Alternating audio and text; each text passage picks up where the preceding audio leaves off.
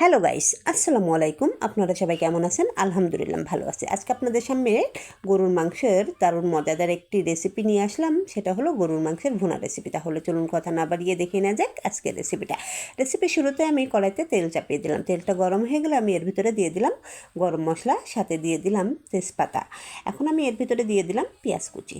দিয়ে এটাকে এখন আমি ভালোভাবে ব্রাউন করে ভেজে নেব। ব্রাউন করে ভাজা হয়ে গেলে আমি এর ভিতরে দিয়ে দিলাম আদা রসুনের পেস্ট, দিয়ে দিলাম জিরা গুঁড়া, দিয়ে দিলাম ধনিয়া গুঁড়া, হলুদের গুঁড়া, মরিচের গুঁড়া ও স্বাদ মতন লবণ ও একটু পানি দিয়ে এটাকে আমি এখন ভালোভাবে কষিয়ে নেব।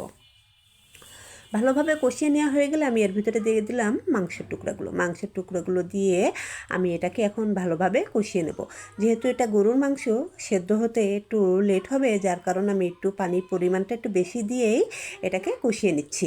এখন এটাকে কষিয়ে নেওয়ার জন্য এটাকে প্রায় 30 থেকে 40 মিনিট ভালোভাবে কষিয়ে নিতে হবে, যার জন্য এটাকে আমি আবার ঢাকনা দিয়ে ঢেকে দিলাম। আর এই মাংসটা যতক্ষণ পর্যন্ত উপর থেকে তেল আলাদা না হয়ে যাবে ততক্ষণ পর্যন্ত এটাকে আমি ভাজা ভাজা করে একেবারে কষিয়ে নেব। ভাজা ভাজা করে ভালোভাবে কষিয়ে নেওয়া হয়ে গেলে আমি এর ভিতরে দিয়ে দেব আলু। আলু দিয়ে কিছুক্ষণ নাড়াচাড়া করে এর ভিতরে দিয়ে দিলাম পরিমাণ মতন পানিটা দিয়ে এটাকে আমি আরও প্রায় 30-40 মিনিট পর্যন্ত রান্না করে নেব।